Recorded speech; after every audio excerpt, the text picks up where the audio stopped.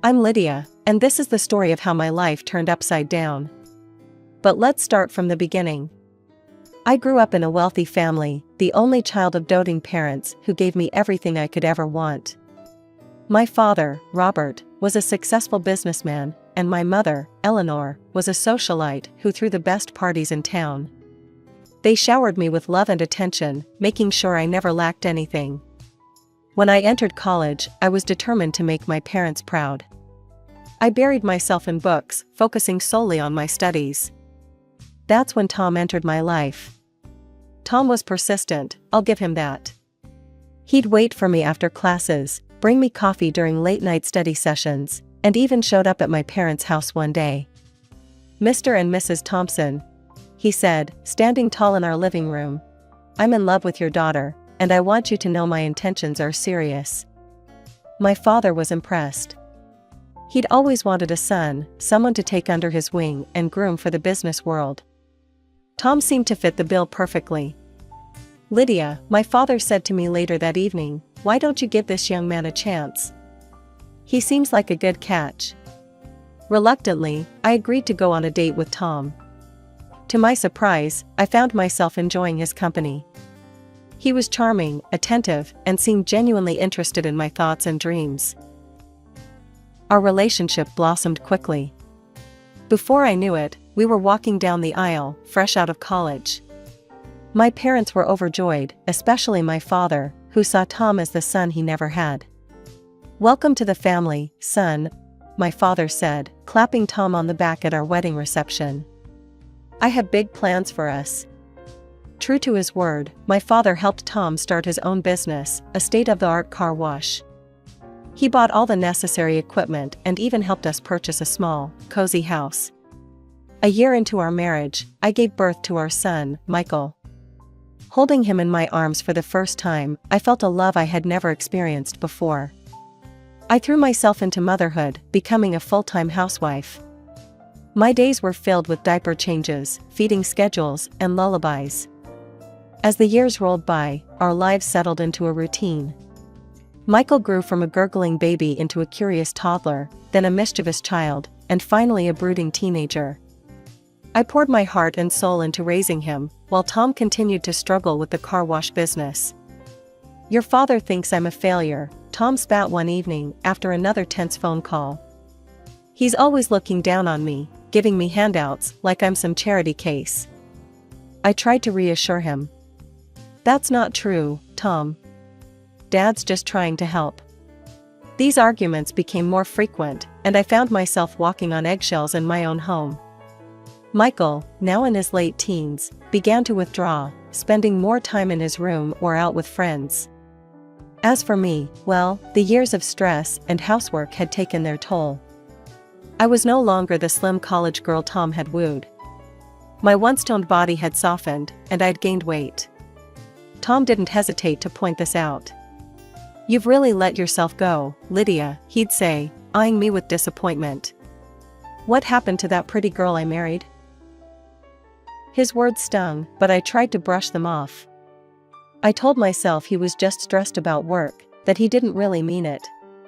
But deep down, I knew our marriage was crumbling. Then came the day that changed everything. It was a sunny Tuesday when I received the call that would shatter my world. "Mrs. Thompson," a somber voice said. "I'm afraid there's been an accident. Your parents, they were in a small plane crash in Hawaii." "I'm so sorry, but they didn't survive." The next few weeks passed in a blur of funeral arrangements and paperwork. Tom was surprisingly absent during this time, leaving me to handle everything on my own. When he was around, he seemed almost cheerful. "We need to sort out the inheritance," he said, barely a week after the funeral. "Have you spoken to the lawyer yet?" I was shocked by his insensitivity. "Tom, I'm still grieving.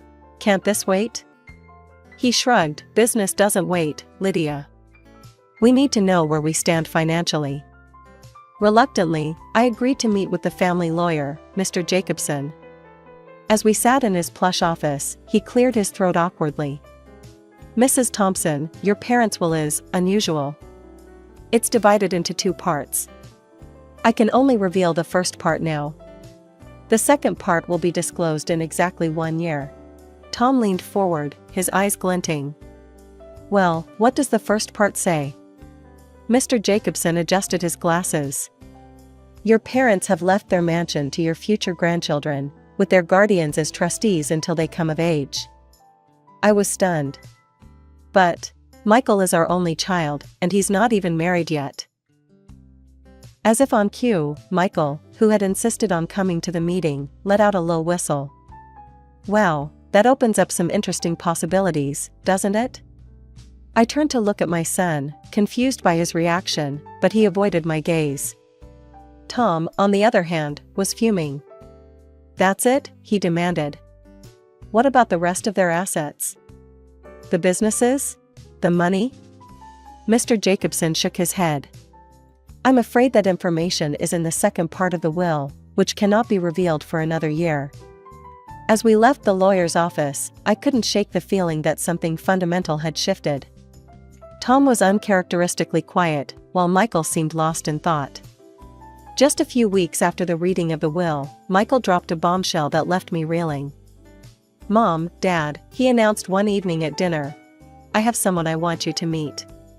The next day, he brought home a young woman named Sarah. She was pretty, with long blonde hair and a saccharine smile that didn't quite reach her eyes. This is my wife, Michael said, his arm around her waist. And she's pregnant with our child. I nearly choked on my tea. Wife? Pregnant? But when did all this happen? Michael shrugged, avoiding my gaze. We'd been dating for a while. When we found out about the baby, we decided to get married right away. I couldn't help but notice how his eyes flickered to Tom, who was nodding approvingly. Something about this whole situation felt off, but I pushed my doubts aside. After all, I was going to be a grandmother. Well, congratulations, I said, trying to muster up some enthusiasm. This is quite a surprise. Sarah's smile widened. Thank you, Mrs. Thompson. I'm so excited to be part of your family. From that day on, our household dynamics shifted dramatically. Sarah moved in, citing the need to be close to family during her pregnancy. At first, I was thrilled to have a female companion in the house. However, it quickly became apparent that Sarah had her own agenda. She began to subtly undermine me at every turn. When I'd cook dinner, she'd wrinkle her nose and say, "Oh, is that how you make it?" I always thought it was done differently. But it was her interactions with Tom that really set off alarm bells. She'd laugh at his jokes, touch his arm, and shower him with compliments. "You're such a talented businessman, Tom," she'd coo. "I don't know how you manage it all." Tom, predictably, lapped up the attention. He began spending more time at home, but not with me. He'd sit for hours, talking business with Sarah while I was relegated to the background. I tried to talk to Michael about Sarah's behavior, but he brushed off my concerns. "Mom, you're just being paranoid," he'd say. "Sarah's great. Maybe you're just jealous because you're not the center of attention anymore." His words hurt more than he could know. Had I raised a son who cared so little for his mother's feelings? As for Tom, he seemed to revel in the new family dynamic. He'd beam with pride when Sarah complimented him, and I'd catch him looking at me with something akin to disgust. One day, while out grocery shopping, I ran into an old college friend, Jessica. We decided to catch up over coffee, and as we reminisced about our college days, she mentioned something that made my blood run cold. "Remember that guy who was always chasing rich girls?" Jessica asked. "What was his name? Tom something?" My heart skipped a beat. "Tom? Tom who?" Jessica laughed. "Oh, you know, that sleazy guy who tried to date every girl with wealthy parents. He ended up marrying some naive rich girl, if I remember correctly." As Jessica continued talking, describing Tom's behavior in college, I felt like I was going to be sick. The Tom she was describing sounded exactly like my husband. Had our entire marriage been based on a lie? With a heavy heart and shaking hands, I pulled into our driveway. The house loomed before me, no longer the cozy home I once loved, but a stage for the drama that was about to unfold. I found Tom in his study, poring over some papers. He barely looked up when I entered. "Tom," I said, my voice steadier than I felt, "we need to talk." He sighed, finally meeting my eyes. "What is it now, Lydia?" I took a deep breath. "I ran into Jessica today. You remember her from college, right?" A flicker of something, was it fear? Passed across his face before he schooled his features into indifference. Vaguely. "What about her?" "She told me about a guy in college. A guy who pursued rich girls, looking for an easy meal ticket." I paused, watching his reaction. "Sound familiar, Tom?" For a moment, he just stared at me. Then, to my shock, he started laughing. Well, he chuckled, leaning back in his chair. "Took you long enough to figure it out, didn't it?" His cavalier attitude stunned me. "So it's true? You married me for my parents' money?" Tom shrugged, not a hint of remorse in his eyes. "Of course I did. Look, Lydia. I never loved you. I tolerated you because you were my meal ticket. But now? Now you're just a fat, useless burden." His words hit me like a physical blow. I staggered back, tears welling in my eyes. "Why are you telling me this now?" I whispered. A cruel smile twisted his lips. "Because, my dear wife, I don't need you anymore. Your parents are dead, and soon, their fortune will be mine. Or rather, our grandson's, which amounts to the same thing." Suddenly, everything clicked into place: Michael's hasty marriage, Sarah's convenient pregnancy, the way they'd been treating me. It had all been a calculated move to secure my parents' inheritance. You planned all this?" I gasped. Tom laughed again, the sound grating on my nerves. "Give credit where it's due. It was mostly Michael's idea. The boy's got a good head for business, unlike his mother." I felt like I was drowning, the weight of their betrayal crushing me. "Does Sarah know about this?" "Of course she does," Tom sneered. "She's a smart girl, knows a good opportunity when she sees one. Unlike you, she'll make a proper wife for a businessman." I couldn't take any more. I turned and fled from the room, my world shattered around me.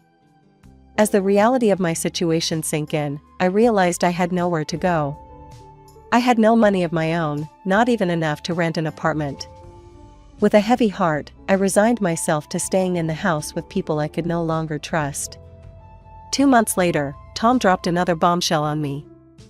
I was in the kitchen, preparing dinner, when he strode in with a self-satisfied smirk on his face. "Pack your bags, Lydia," he announced without preamble. "We're moving into your parents' house." I nearly dropped the knife I was holding. "What? When did we decide this?" Tom's laugh was cold and mocking. "We didn't decide anything. I decided. We're moving in with Michael and Sarah. After all, our grandson is the heir to that house." Each word was like a slap to my face. "What do you mean? What about our house?" "Oh, that?" Tom waved dismissively. "I sold it. The money's already been spent on things for people I actually care about. And just so we're clear, you're not on that list." Over the next few days, I watched in stunned silence as Tom, Michael, and Sarah excitedly prepared for the move. They bought new cars, splurged on expensive clothes and gadgets, all while I faded into the background, ignored and forgotten. The move to my parents' house was like a twisted parody of a happy family relocation. Sarah immediately claimed the master bedroom, while I was relegated to a small guest room in the back of the house. As the days passed, I found myself increasingly isolated. Sarah gave birth to my grandson and began delegating all the housework to me. I cooked, cleaned, and even cared for my grandson while she lounged about, issuing orders like a queen. "Lydia," she'd call out. "The baby needs changing. And while you're at it, could you tidy up the living room? It's looking a bit messy." I threw myself into caring for my grandson, finding solace in his innocent smiles and gurgles. But even that joy was tainted by the constant barbs and criticism from Sarah and Tom. One evening, about a month after we'd moved in, things came to a head. We were all seated at the dinner table, a dinner I had prepared, as usual. Sarah was in rare form, ordering me about as if I were a servant. "Lydia, fetch me some more water. And hurry up with clearing these plates. We don't have all night." Something in me snapped. Years of pent-up frustration and hurt came pouring out. "Enough," I shouted, slamming my hands on the table. "I am not your maid, Sarah. This is my parents' house, and I deserve some respect." The room fell silent. Sarah's face crumpled, and she burst into dramatic tears. "How could you speak to me like that? After all we've done for you?" Tom stood up, his face red with anger. "That's it, Lydia. I've had enough of your ingratitude. Pack your things and get out. This house belongs to our grandson now, and you're no longer welcome here." I stared at him in disbelief. "You can't be serious. Where am I supposed to go?" He reached into his pocket and pulled out a stack of papers. "I've been waiting for the right moment to give you these. Divorce papers, already signed. I want you gone by morning." I looked to Michael, hoping against hope that my son would defend me. But he just shrugged, avoiding my gaze. "I'm an adult now, Mom. I don't need you anymore." With shaking hands, I took the divorce papers. Sarah's triumphant smirk was the last thing I saw as I turned and walked out of the dining room, my world crumbling around me. With nowhere to go and my world in shambles, I found myself dialing a familiar number. Jessica, my old college friend, answered on the second ring. "Lydia, is everything okay?" Her voice was laced with concern. I swallowed hard. "Not really. I need a place to stay." Without hesitation, Jessica invited me to her home. As I settled into her guest room, she shared her own family drama. "My son's been going through hell," she confided. "His fiancée left him, and she's pregnant. He's desperate to find her and be there for his child." My heart skipped a beat. "Do you have a picture of her?" Jessica nodded, pulling out her phone. As she showed me the photo, my blood ran cold. Staring back at me was Sarah, my supposed daughter-in-law. "Jessica," I said slowly, "I think I know where your son's fiancée is." Over cups of tea, I poured out my story. Jessica listened, her expression morphing from shock to anger to determination. "We need to expose them," she declared. "All of them." Together, we hatched a plan. The next day, I returned to my parents' house under the guise of collecting the last of my belongings. While there, I managed to snag a few strands of my grandson's hair for a DNA test. The wait for the results was agonizing, but when they finally came, they confirmed our suspicions. My son was not the father of Sarah's baby. Jessica's son was. As I grappled with how to break this news to Michael and Tom, my phone rang. It was Mr. Jacobson, my parents' lawyer. "Mrs. Thompson," he said, "it's time to review the second part of your parents' will. Can you come to my office tomorrow?" The next day, I sat in Mr. Jacobson's plush office, my heart pounding. As he read the will, I could hardly believe my ears. "To our beloved daughter, Lydia," he read, "we leave our luxury apartment, valued at $500,000. But that wasn't all. My parents had foreseen everything. In the event of a divorce, all their property, including Tom's business, would come to me. Your father wants you to know," Mr. Jacobson continued, "that he's been the one financing Tom's business all along. He registered it in his own name. In case of divorce, it's yours to do with as you please." I sat there, stunned. All this time, I thought I had nothing, when in reality, I had everything. "What about the house Tom and I lived in?" I asked, remembering he had sold it. Mr. Jacobson smiled. "That's the only thing Tom can claim. Everything else is yours." As the reality of my new situation sank in, I couldn't help but laugh. Tom had thought he was so clever, but in the end, he had outsmarted himself. I stepped into my new apartment and gasped. The space was breathtaking, all sleek lines, floor-to-ceiling windows, and tasteful, expensive furnishings. For the first time in years, I felt truly at home. As I was exploring my new sanctuary, my phone rang. It was Michael. "Mom," he said without preamble, "it's been a year since the first part of the will was read. We need to know what's in the second part." His tone was demanding, entitled. "I'm sure Grandpa and Grandma left everything to me, right?" I couldn't help but chuckle inwardly at his presumption. "Michael, this isn't a conversation we should have over the phone. Why don't you, Sarah, and your father come over tomorrow morning? I'll text you the address." After hanging up, I called Jessica. "It's time," I told her. "Can you come over tomorrow morning? We're going to settle this once and for all." The next day, I heard the doorbell ring. Taking a deep breath, I opened the door to find Tom, Michael, Sarah, and the baby standing there. Their jaws dropped as they took in the luxurious surroundings. Michael whistled. "Wow, Mom. This place is amazing. I can't wait to move in." Sarah's eyes gleamed with greed. "Yes, it'll be so nice once we get rid of all this old lady decor. And of course, once we get rid of you, Lydia." I raised an eyebrow. "I wouldn't be so hasty if I were you. Please, come in and have a seat." As they settled onto the plush sofa, I excused myself for a moment. When I returned, I wasn't alone. Jessica stood beside me, her presence causing Sarah to pale visibly. "Before we discuss the will," I said, my voice steady, "there's someone I'd like you all to meet. This is my friend, Jessica." Sarah's eyes darted around the room, looking for an escape. Michael and Tom just looked confused. "Now," I continued, "I think it's time we all had a frank discussion. There are some truths that need to be revealed." I paused, savoring the moment. All night, I had rehearsed what I was about to say. The words I had practiced, the revelations I was about to make, would change everything.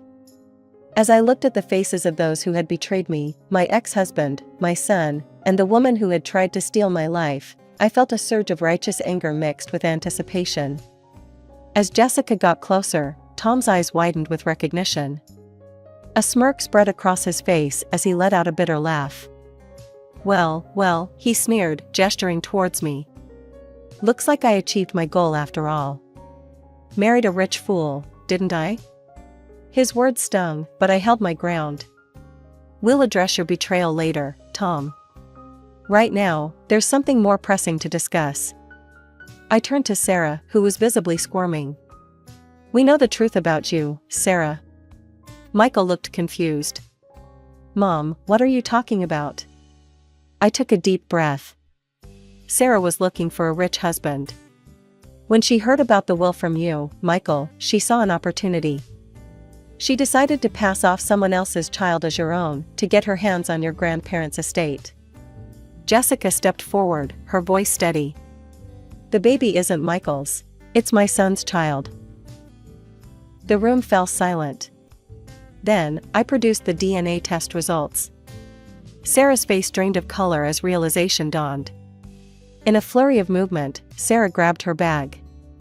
"I don't need this. I don't need a beggar's child," she shouted as she fled the apartment. Michael stood there, shell-shocked, the baby still in his arms. He looked lost, pathetic even.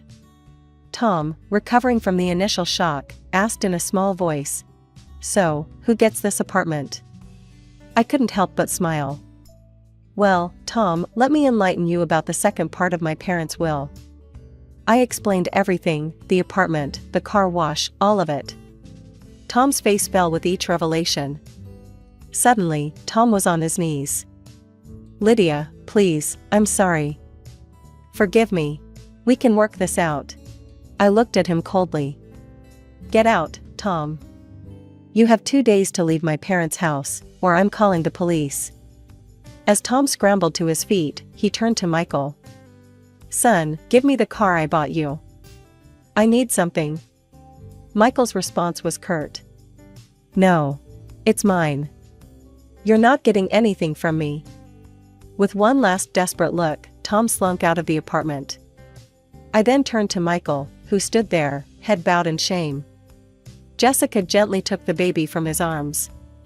"Michael," I said, my voice firm but not unkind, "since it turns out I don't have any grandchildren, there are no other heirs to your grandparents' home besides me. I need you to move out as well." He nodded, not meeting my eyes. "I'm sorry, Mom. For everything. I'll go pack my things." With that, he too left the apartment. As the door closed behind him, I let out a long breath. The apartment was quiet now, save for the soft coos of the baby in Jessica's arms. I looked at my old friend, feeling a mix of emotions, relief, sadness, and a strange sense of liberation. "Well," I said, managing a small smile, "that didn't go quite how I expected when I woke up this morning." Jessica nodded, bouncing the baby gently. "You did what you had to do, Lydia. They left you no choice." As I sank onto the plush sofa, I realized that for the first time in years, I was truly free. Free from deception, free from manipulation, and free to live life on my own terms. The months following the confrontation flew by in a whirlwind of change and self-discovery. I found myself settling into my luxurious apartment, the space becoming a sanctuary of peace and new beginnings. One of my first decisions was to rent out my parents' house. It felt right, somehow, to have the property occupied by a young family who appreciated its warmth and history. The rental income provided a comfortable cushion, adding to the proceeds from selling Tom's car wash business. My friendship with Jessica blossomed. We'd meet for coffee, sharing stories, and supporting each other through the ups and downs of our new realities. And then there was little Tommy, Jessica's grandson, the child I had once believed to be my own.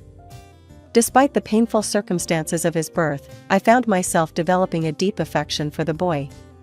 "He has your eyes," Jessica would joke during our visits, and we'd laugh, finding humor in the absurdity of our intertwined lives. My relationship with Michael was a work in progress. The betrayal had cut deep, but he was still my son, and I couldn't bring myself to sever that bond completely. Our interactions were tentative at first, awkward phone calls, and stilted meetings in neutral coffee shops. But slowly, painfully, we began to rebuild. As for Tom, he became a ghost in my past. I heard through the grapevine that he'd fallen on hard times, his grandiose dreams of wealth and status crumbling in the wake of his exposed deceit. I saw him only once, by chance, as I was driving through town. He was working at a small kiosk, looking older and wearier than I remembered. For a moment, our eyes met, and I felt a flicker of something, not love or longing, but a kind of closure. Then the light changed, and I drove on, leaving that chapter of my life firmly in the rearview mirror.